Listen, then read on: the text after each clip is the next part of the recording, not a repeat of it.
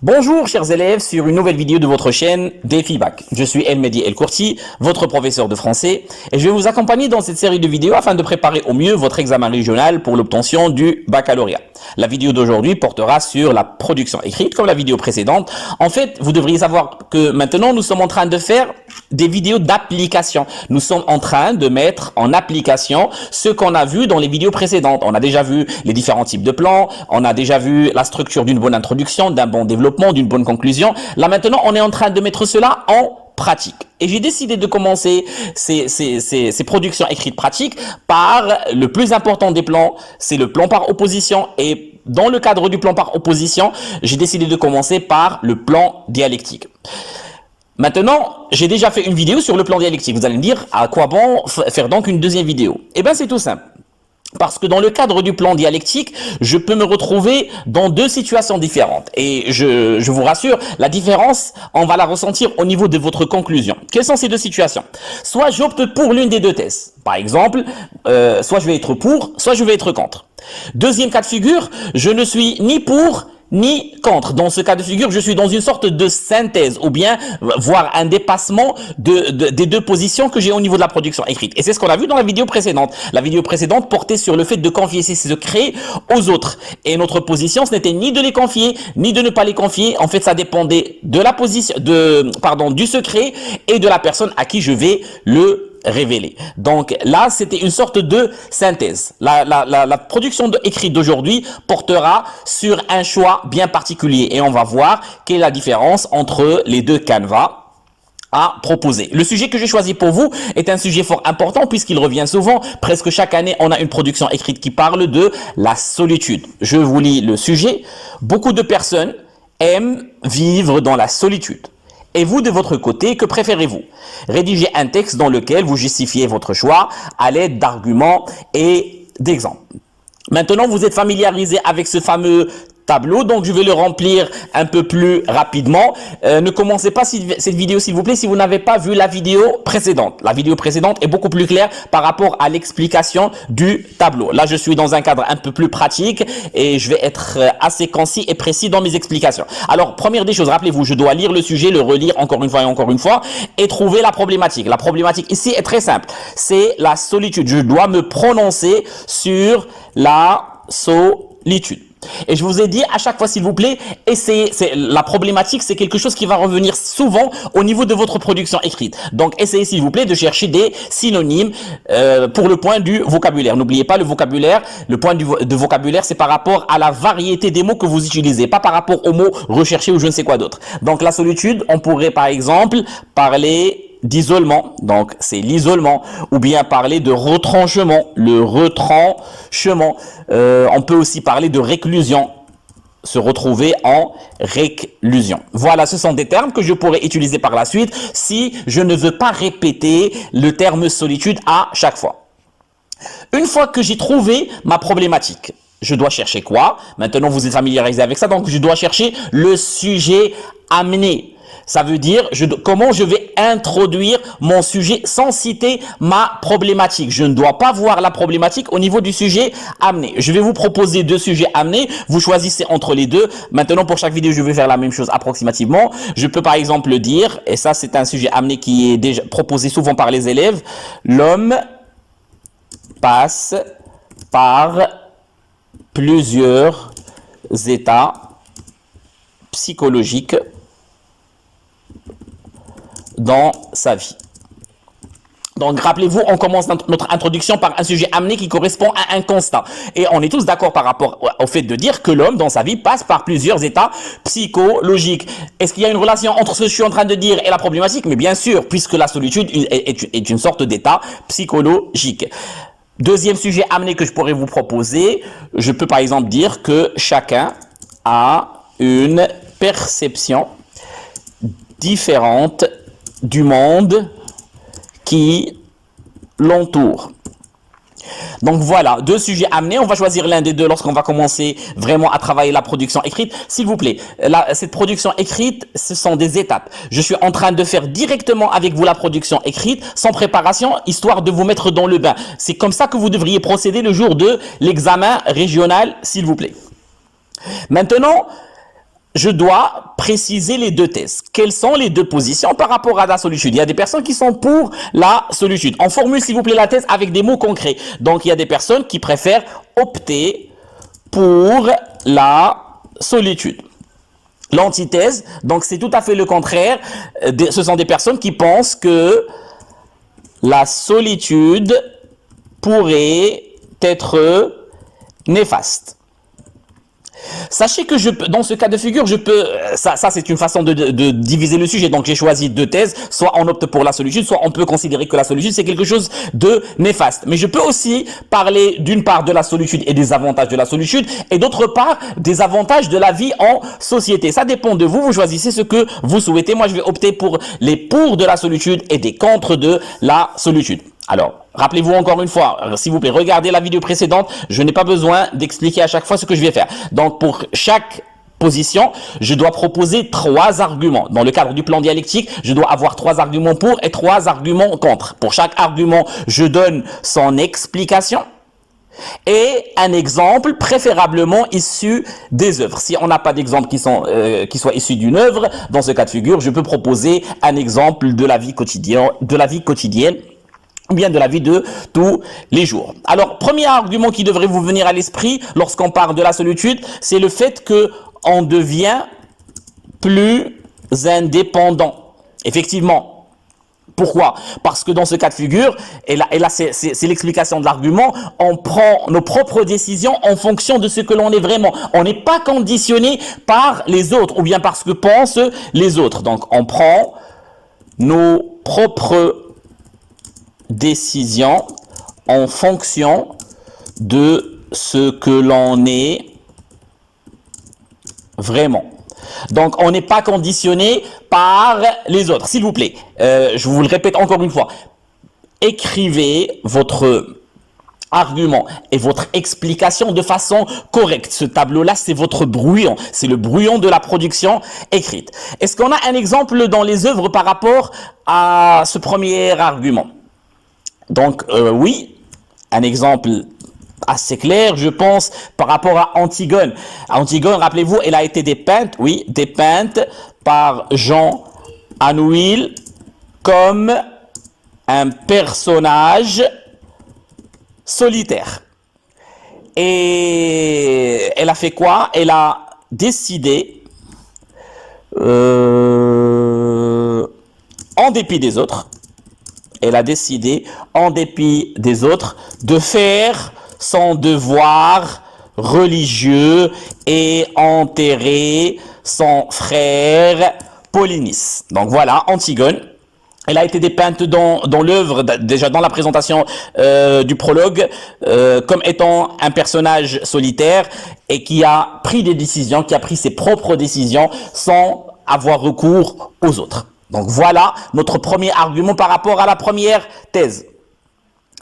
Deuxième argument, on se sent moins stressé, ou bien on ressent moins de stress, et d'anxiété. Imaginez-vous, vous êtes seul. Donc, automatiquement, il n'y a pas le regard de l'autre pour vous juger. Donc, dans ce cas de figure, ça va engendrer le fait que vous allez ressentir beaucoup moins de stress et d'anxiété. En fait, les autres ne sont pas là pour nous juger. Et voilà, j'ai donné mon deuxième argument avec son explication. Et l'exemple le plus significatif nous est fourni par la boîte à merveilles dans laquelle Sidi Mohamed échappé à sa torpeur quotidienne grâce à sa solitude et les trésors de sa boîte à merveille. Voilà. Donc là, j'ai donné mon deuxième argument, je l'ai expliqué et j'ai donné un exemple assez intéressant qui est issu des œuvres. Troisième argument maintenant, pour compléter la partie thèse, on peut dire que le fait, lorsqu'on est seul, on réfléchit en profondeur. Réfléchir en profondeur. Je me sens seul, je suis seul. Dans ce cas de figure, je vais beaucoup plus réfléchir. Donc, autrement, je vais faire mon introspection. Donc, faire son introspection. Et apprendre à se connaître. Et voilà. Maintenant, je pense qu'on n'a pas d'exemple par rapport à ça dans les œuvres, mais je pense qu'il y a un exemple assez intéressant à proposer. C'est l'exemple des écrivains et des artistes. Les écrivains et les artistes qui voient, oui, leur force créatrice décupler, se développer en étant seul. Et voilà. Donc là, j'ai terminé ma première partie. Donc pour chaque partie, vous proposez un argument, vous donnez une explication de l'argument et vous essayez de chercher un exemple, soit issu d'une œuvre ou bien de votre vécu ou de votre quotidien. Maintenant, pourquoi la solitude pourrait être néfaste? L'antithèse, pourquoi? Alors, d'une part, parce que ça peut provoquer des troubles émotionnels.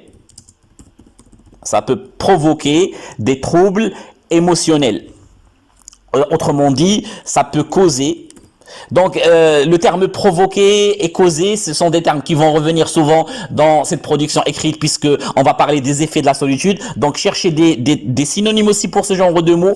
Et de toute façon, ce sont des mots qui reviennent par rapport à la plupart des productions écrites. On peut par exemple dire déclencher, engendrer, faire naître, occasionner, générer, etc., etc. Donc là, on va dire autrement, on va expliquer notre argument, provoquer des troubles émotionnels. Ça veut dire que la solitude peut causer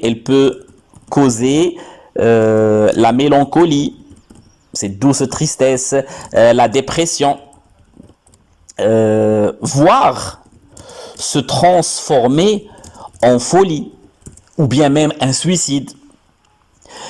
Maintenant, est-ce qu'on a des exemples? Un exemple qui est un peu tiré par les cheveux me vient maintenant à l'esprit, c'est l'exemple du... Non, c'est un bon exemple. Le condamné à mort dans le roman Athènes, le dernier jour d'un condamné de Victor Hugo. Le condamné à mort, seul dans sa cellule, souffrait physiquement et moralement en pensant à ceux qui l'attendaient. Cette solitude exacerbait en fait ses sentiments. Il était seul, il ne pouvait parler à personne, donc il ne pouvait penser qu'à ça, qu'au fait qu'il allait mourir. Donc voilà, j'ai un exemple assez intéressant par rapport à cet argument. Un deuxième argument, c'est que oui, lorsqu'on s'isole, eh ben ça crée une sorte de manque d'entente et de compréhension avec les membres de la famille et les amis. Attendez, je mets toujours les arguments en gras, histoire que ça soit visible, et l'explication, je ne mets pas de gras. Alors, pour l'explication de l'argument, c'est très simple. Lorsque tu es seul, eh ben, tu ne t'entends pas dans ce cas de figure avec tes amis ou bien avec ta famille, ce qui va encore provoquer, ce qui va engendrer l'isolement, puisque l'on est privé de contact essentiel et chaleureux. Donc voilà, c'est une sorte de l'ouroboros, le serpent qui se mord la queue.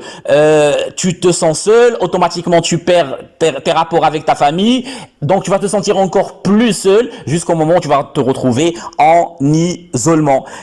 Comme exemple, il n'y a pas un exemple qui me vient à l'esprit par rapport aux œuvres, mais je peux par exemple parler de quelqu'un, oui, quelqu'un qui préfère la solitude à ses proches, verra ses relations s'effriter ça veut dire se déliter, s'effondrer, peu à peu. Et finalement, un dernier argument, oui, ça peut créer une sorte de complexe d'infériorité. Ça peut provoquer un complexe d'infériorité. Autrement dit, c'est ce qu'on appelle ce manque de confiance en soi. Le manque de confiance en soi lié à la sensation du vide intérieur. Voilà, j'ai donné mon dernier argument, je l'ai expliqué et bien sûr que je peux retrouver un exemple dans les œuvres. C'est la mère de Sidi Mohammed. La mère de Sidi Mohammed, Lalla Zoubida, se sentit seule après le départ de Ma'alem Abdeslam.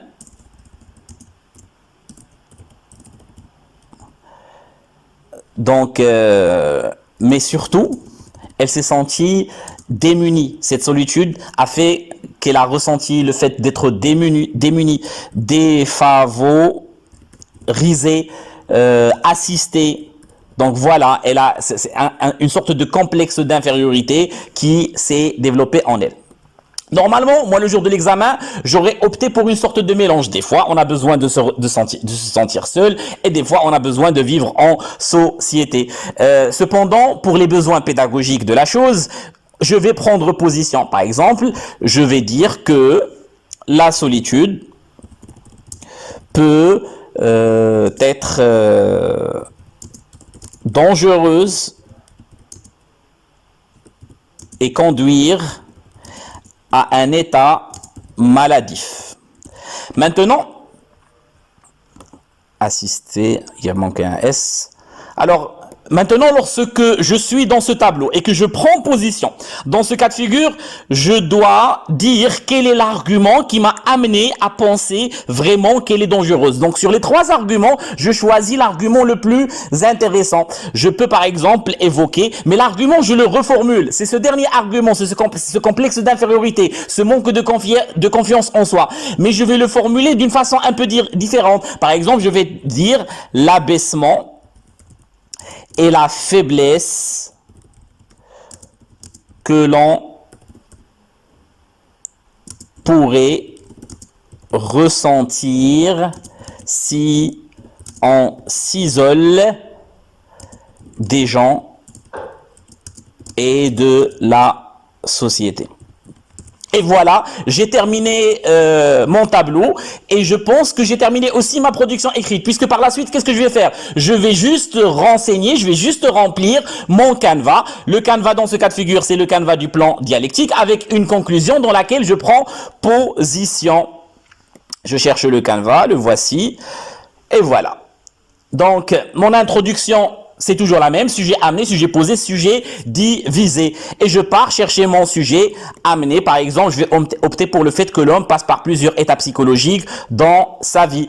Et je commence. Force est de constater, si vous voulez voir comment faire pour avoir votre propre canevas, s'il vous plaît, visualisez les vidéos dans lesquelles je parle de l'introduction, du développement et de la conclusion. Force est de constater que l'homme passe par plusieurs états psychologique dans sa vie. Voilà. Regardez ici, s'il vous plaît. Nous avons un alinéa. C'est ce retrait-là, cet espace, avant le début de chaque paragraphe. J'insiste sur l'alinéa, s'il vous plaît. Donc, force est de constater que l'homme passe par plusieurs étapes psychologiques dans sa vie. Cependant, quand on aborde quoi? C'est mon sujet posé, ma problématique. Ma problématique, c'est quoi? C'est la solitude. Quand on aborde la solitude, on s'engage dans un terrain miné. Puis j'ai une amorce de division de sujets. Les avis divers s'opposent, voire se contredisent sur cette question délicate. Et j'ai mes deux positions. Si certains pensent quoi? Qu'il faut opter pour la solitude. Regardez ici, opter pour la solitude. Si certains pensent qu'il faut opter pour la solitude, non, je vais utiliser un autre terme que la solitude, d'où l'intérêt des termes pour l'isolement. ou bien pour le retranchement. D'autres, au contraire, estiment que la solitude, je prends l'autre thèse que j'ai écrite, pourrait être néfaste. Qu'en est-il vraiment? Donc vous voyez, vous ne faites plus aucun effort. Votre canevas est déjà prêt pour l'examen régional, vous l'avez en tête, et vous écrivez ce tableau et vous utilisez ce tableau pour renseigner votre production écrite. Maintenant, on va passer à la première partie. Dans un premier temps, nous allons nous intéresser aux partisans de la solitude. Pour soutenir leur thèse, ils avancent les considérations suivantes. D'abord, ils assurent que, et je mets mon premier argument, ils assurent que l'on devient plus indépendant. J'ai tout simplement pris mon premier argument ici. On devient plus indépendant. Et je l'explique. Je prends l'explication. Pour eux, en effet,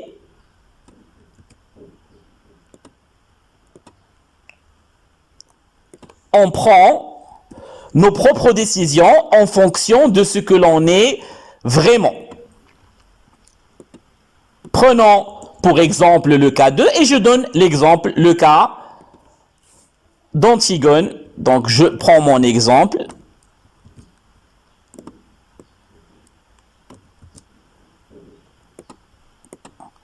Le cas d'Antigone, dépeint par Jean Anouilh comme un personnage solitaire et qui a décidé, en dépit des autres, de faire son devoir religieux et enterrer son frère. Et voilà. Et je continue ainsi. Le cas d'Antigone, effectivement. Oui. Maintenant, je passe à mon deuxième argument et je continue à réitérer cette même opération. Ensuite, ils affirment quoi? Ils affirment que l'on ressent moins de stress et d'anxiété. Ils affirment que l'on ressent moins de stress et d'anxiété. Ce qui revient à dire que les autres ne sont pas là pour nous juger. L'exemple le plus significatif nous est fourni par la boîte ou bien par la boîte à merveille dans laquelle le jeune narrateur Sidi Mohamed échappé à sa torpeur grâce à sa solitude et sa boîte à merveille. Et là, le dernier argument, enfin, ils soutiennent que l'isolement, pour ne pas répéter la solitude, permet de réfléchir en profondeur. Et j'explique cet argument. Autrement dit, donc là j'ai quoi? Autrement dit, faire son introspection. Donc voilà, je reprends exactement ce que j'ai fait dans mon tableau. Faire son introspection et apprendre à se connaître. Et finalement, j'ajoute ma phrase conclusive qui est facultative, je le répète, tout compte fait, les arguments des partisans ne manquent pas d'intérêt et présentent une certaine logique à prendre en considération. Vous le remarquez ici, je n'ai pas proposé d'exemple. Pourquoi? Parce que même si je donne 3 arguments, le fait de donner 3 exemples, ça va être lourd. S'il vous plaît, au maximum, 2 exemples par thèse. Au maximum. Minimum, c'est un exemple. Vous ne devriez pas faire moins d'un exemple. Mais au maximum 2 exemples. Maintenant, on va passer à la deuxième partie. Dans un deuxième temps, nous allons analyser une conception diamétralement opposée à ce qui précède. Nous allons aborder les arguments des adversaires de la solitude comme élément de preuve. Le point. Comme élément de preuve, ils soumettent les arguments suivants. Premièrement, ils disent que, puisqu'on parle de solitude, qu'elle provoque des troubles émotionnels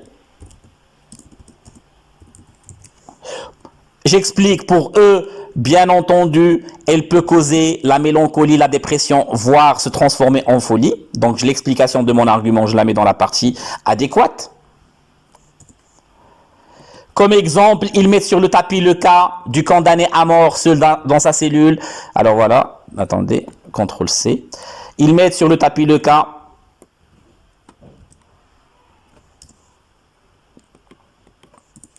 du condamné à mort seul dans sa cellule qui souffrait physiquement et moralement en pensant à ce qui l'attendait. Je passe au deuxième argument. Deuxièmement, ils sont d'avis que... Je l'écris directement. Ils sont d'avis que l'isolement ou bien le retranchement provoque... J'ai déjà utilisé provoquer, donc j'utilise un autre terme par rapport au terme que je vous ai donné pour provoquer. Occasionne, par exemple, le retranchement occasionne un manque d'entente et de compréhension avec les membres de la famille et les amis. J'explique, c'est-à-dire qu'il pourrait engendrer l'isolement, parce qu'on a parlé de retranchement, qu'il pourrait engendrer l'isolement puisque l'on est privé de contact essentiel et chaleureux. Voilà. Maintenant, je donne un exemple. Nous pouvons mentionner le cas, voilà l'exemple du vécu quotidien de quelqu'un qui préfère la solitude à ses proches et qui verra nécessairement ses relations.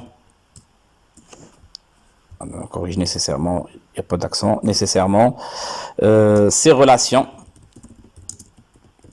s'effriter peu à peu. Inutile ici de préciser comme exemple, donc je reste sur peu, voilà. Troisièmement, et là, j'utilise mon troisième argument et mon dernier argument. Troisièmement, il considère que la solitude provoque, non pas provoquer encore fait naître, la solitude fait naître un complexe d'infériorité. Et bien sûr, je dois expliquer cela, autrement dit, un manque de confiance en soi lié à la sensation du vide intérieur. Et une dernière phrase conclusive, tout vient peser, l'argumentation présentée s'appuie sur un raisonnement cohérent. Donc vous le voyez, c'est assez simple. Maintenant, la différence entre le plan dialectique dans lequel je fais une sorte de synthèse entre les deux thèses et le plan dialectique dans lequel je prends position comme ici, c'est la conclusion. En conclusion, et j'estime, et en dépit des arguments plus ou moins raisonnables que... Alors ma position c'est quoi? Moi je suis contre la solitude. Donc je vais dire en conclusion, j'estime, et en dépit des arguments plus ou moins raisonnables que les inconditionnels, puisque ce sont des personnes qui sont pour, les inconditionnels de la solitude ont pu formuler que, et là j'affirme ma thèse, qu'elle peut, puisque j'ai parlé de solitude, qu'elle peut être dangereuse et conduire à un état maladif. Cela n'aurait évidemment aucun sens de reprendre ici l'un après l'autre les arguments qui ont été passés en revue dans la première partie. Non, c'est dans la deuxième partie. Donc ça dépend de la partie dans laquelle... Alors moi je suis pour, le fait que la solitude est néfaste. Où est-ce qu'on a parlé de ça? Dans la deuxième partie. Donc, je vais dire, dans la deuxième partie de mon développement, le considérant comme représentatif de l'ensemble, je vais reprendre uniquement l'argument. Et là, je reprends la formulation de mon argument, de mon dernier argument, l'argument évoquant l'abaissement et la faiblesse que l'on pourrait ressentir si on s'isole des gens et de la société. Et j'ai terminé ma production écrite et ma conclusion. Effectivement, que je peux proposer une question, histoire de faire une ouverture par rapport à la conclusion, mais c'est quelque chose de facultatif. Et généralement, les élèves ont du mal avec ça. La vidéo de la conclusion que je vous ai déjà proposée évoque quelques éléments pour faire une bonne ouverture, mais généralement, la plupart des élèves ne savent pas comment le faire. Dans ce cas de figure, inutile de le faire, du moment que ça ne va pas avoir une incidence sur votre note. Donc là, je lis avec vous la production écrite en général et par la suite, je vais parler des différents cas de figure dans lesquels on pourrait peut-être vous dire d'écrire votre production écrite en un nombre de lignes assez déterminé. Donc, regardez avec moi la production écrite, suivez avec moi. Force est de constater que l'homme passe par plusieurs étapes psychologiques dans sa vie. Cependant, quand on aborde la solitude, on s'engage dans un terrain miné. Les avis divergent, s'opposent, voire se contredisent sur cette question délicate. Si certains pensent qu'il faut opter pour le retranchement, d'autres, au contraire, estiment que la solitude pourrait être néfaste. Qu'en est-il vraiment? Et j'ai terminé mon introduction. Première partie de mon développement. Dans un premier temps, nous allons nous intéresser aux partisans de la solitude. Pour soutenir leur thèse, ils avancent les considérations suivantes. D'abord, ils assurent que l'on devient plus indépendant. Pour eux, en effet, on prend nos propres décisions en fonction de ce que l'on est vraiment. Prenons comme exemple le cas d'Antigone, dépeinte par Jean Anouilh comme un personnage solitaire et qui a décidé, en dépit des autres, de faire son devoir religieux et enterrer son frère. Ensuite, ils affirment que l'on ressent moins de stress et d'anxiété, ce qui revient à dire que les autres ne sont pas là pour nous juger. L'exemple le plus significatif nous est fourni par la boîte à merveilles dans laquelle le jeune narrateur Sidi Mohamed échappait à sa torpeur grâce à sa solitude et à sa boîte à merveilles. Enfin, ils soutiennent que l'isolement permet de réfléchir en profondeur, autrement dit, faire son introspection et apprendre à se connaître. Tout compte fait, les arguments des partisans ne manquent pas d'intérêt et présentent une certaine logique à prendre en considération. Et voilà mon premier paragraphe. Mon deuxième paragraphe dans lequel je parle de l'antithèse, la thèse pour laquelle je vais être pour, dans un deuxième temps, nous allons analyser une conception diamétralement opposée à ce qui précède. Nous allons aborder les arguments des adversaires de la solitude. Comme élément de preuve, ils soumettent les arguments suivants. Premièrement, ils disent qu'elle provoque des troubles émotionnels. Pour eux, bien entendu, elle peut causer la mélancolie, la dépression, voire se transformer en folie. Comme exemple, ils mettent sur le tapis le cas du condamné à mort, seul dans sa cellule, qui souffrait physiquement et moralement en pensant à ce qu'il attendait. Deuxièmement, ils sont d'avis que le retranchement occasionne un manque d'entente et de compréhension avec les membres de la famille et les amis. C'est-à-dire qu'il pourrait engendrer l'isolement puisque l'on est privé de contact essentiel et chaleureux. Nous pouvons mentionner le cas de quelqu'un qui préfère la solitude à ses proches et qui verra nécessairement ses relations s'effriter peu à peu.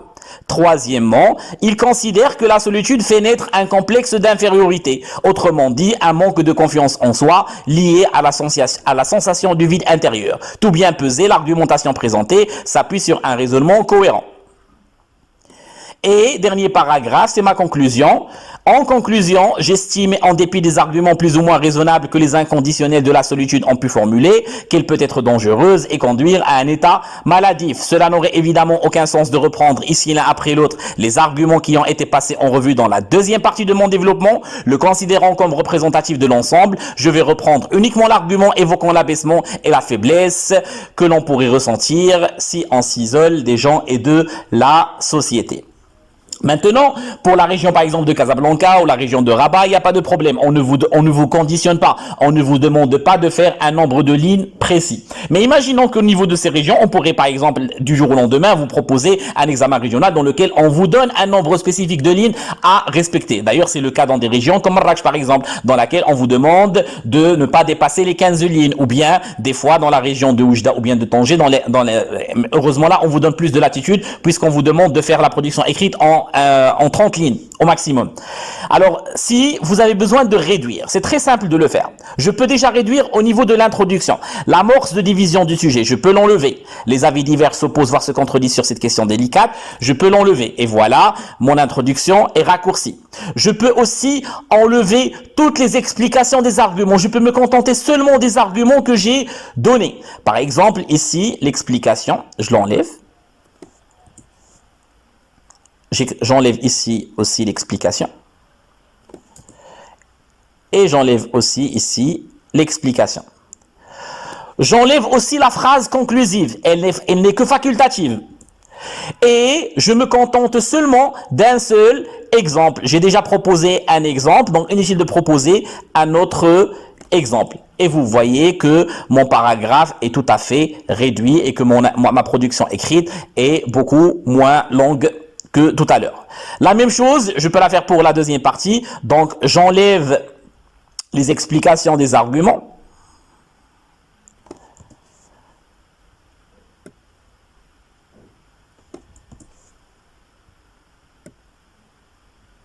Je ne garde qu'un seul exemple. Donc, inutile de proposer deux exemples. Et j'enlève la phrase conclusive.